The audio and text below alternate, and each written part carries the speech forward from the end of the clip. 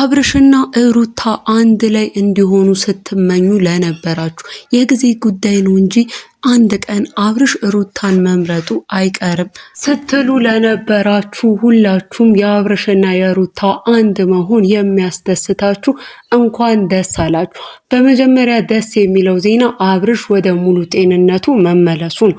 ልክ እንደ ድሮ ሆኖ እንዲያውም በመጨረሻው ቪዲዮ ላይ እያያችሁት ከሆነ ሁላችንም እንደተመለከት ነው ልክ በድሮ ሁኔታ ሆኖ ደስ ብሎት ሲያወራ ሲያመሰግን 500,000 ፎሎወር ከመግባቱ ከዛ ደግሞ በተሰጠውም ስጦታ እጅግ በጣም ደስ ብሎት ሲናገር ነበር። እንግዲህ ጤንነቱ ሙሉ ለሙሉ እንደተመለሰለት አብርሽ ወደ ድሮ ሁኔታ ወደ ድሮ ማንነቱ እንደተመለሰ ሁላችንም አይተናል። ዛሬ እንግዲህ በደረሰን መረጃ አብርሽ ከዛ በኋላ አብረው ሁሉም አንድ ላይ ሆነው ካከበሩ በኋላ ወደ ሩታ ጋር እንደተመለሰ ከሄርሜላ ጤነኛ ሆኖ ራሱ ልጁ ሚስቱ ጋር እንደሄደ ሄርሜላን በዚህ ነገር እንደተደናገጠች ሰምተናል። ሰላማችሁ በያላችሁበት ብዝት ይበልልኝ። የተወደዳችሁ ውድ ቤተሰቦቼ እንደምን አላችሁ?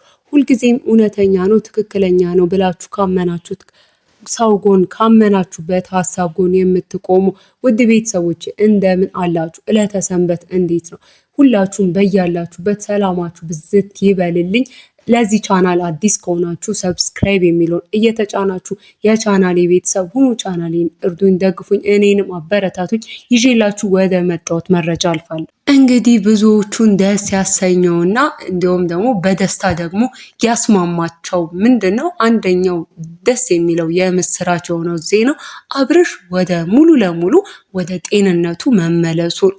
እንግዲህ በሩታም ወገን ያለ በሄርሜላም ወገን ያለ በጋሽዬ በነጋሽዬም በቤተሰቦቹ በነ ዳዊት በነ ቡዜ ወገንም ያለ ሁላ አንድ የሚያስደስታቸው ነገር ምንድን ነው? አብርሽ ጤናውን ማግኘቱ፣ ከስትረሱ ሙሉ ለሙሉ መውጣቱ፣ ማገገሙን ጋሽዬ ጋር ሄዶ ከተመለሰ በኋላ ወደ ከተማ ከመጣ በኋላ ሙሉ ለሙሉ ደስ እንዳለው ሙሉ ለሙሉ ደግሞ ጤነኛ እንደሆነ እንግዲህ መረጃ ደርሶናል። ያው እንግዲህ ሁላችንም አይተናል፣ ታዝበናል።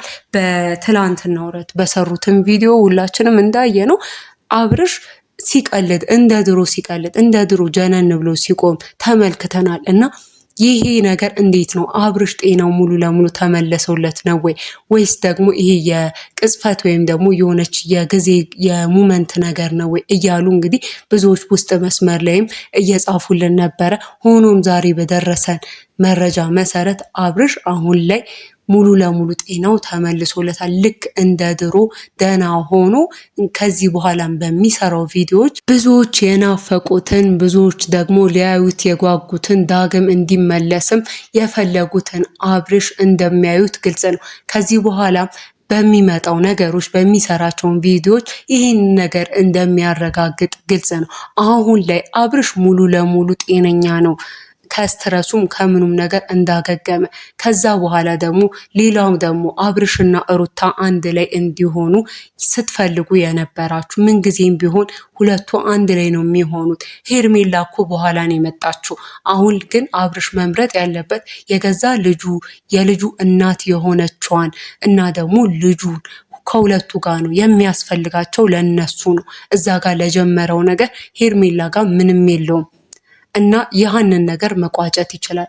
አብርሽ ጤነኛ ሆኖ ሲመለስ ከድሮ ሚስቱና ከልጁ ጋር ነው አንድ ላይ ልናየው የምንፈልገው ስትሉ የነበራችሁ ሁሉ እንኳን ደስ አላችሁ። ሩታና አብርሽ አንድ ላይ እንደሆነ አብርሽ ወደ ቤቱ ከሩታ ጋር እንደተመለሰ ልክ መጀመሪያ ሲያደርገው እንደነበረው መጀመሪያ በታመመ ጊዜ እንኳን ሩታን ሲመርጥ እንደነበረው አሁንም ቢሆን ካገገመ ከተሻለው በኋላ ከሩታ ጋር እንደተመለሰና ሩታና አብርሽ ከልጃቸው ጋር ወደ ቤታቸው እንደገቡ መረጃው ደረሰን።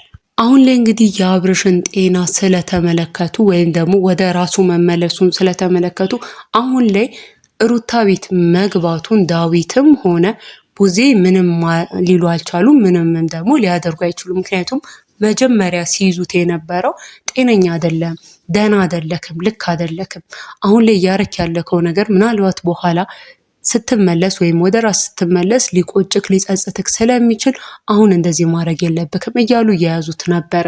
በተለይ ቡዜ በታምር እንደዚህ ሆኖ ከወንድሜ እንደዚህ ሆኖ ከአንቺ ጋር እንዲቆይ አልፈልግም ብላ ሩታን እንግዲህ ብዙ ነገር ስትላት ነበረ። አሁን ላይ ግን ተመልሶ ሙሉ ጤነኛ ሆኖ ሩታ ቤት መልሶ ከልጁና ከሚስቱ ጋር መልሶ ገብቷል። ይሄ ነው እንግዲህ አሁን ላይ ምንም እንዲሉም ያላረጋቸው ነገር ይሄ ነው። ጋሽዬም ቢሆኑ እሱ ጤነኛ መሆኑን ነው እንጂ የፈለጉት ማንንም ቢመርጥ፣ በተለይ ደግሞ ሩታን ምን ያህል እንደሚወዷት ሁላችንም የምናውቀው ነው።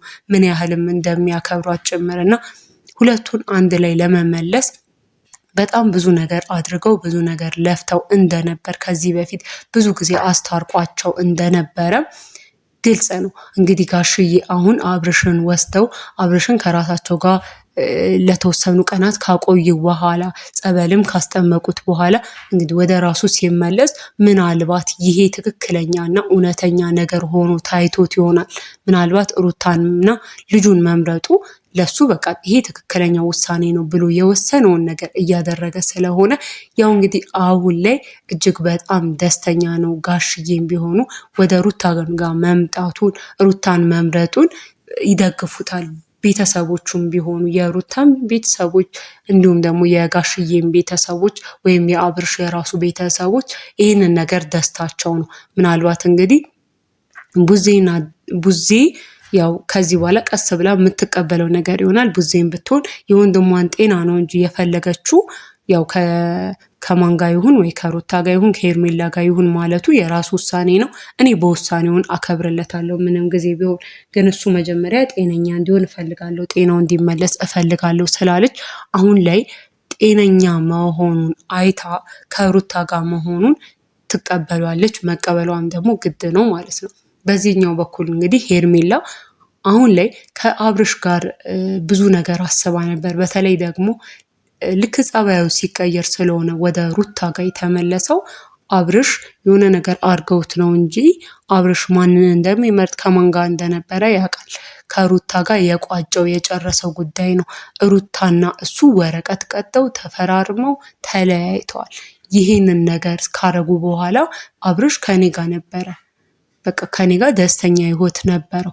ሩታ ናት ድጋሚ ወደሱ የመለሰችው የሆነ ነገር አድርጋው ነው ስትል ነበር።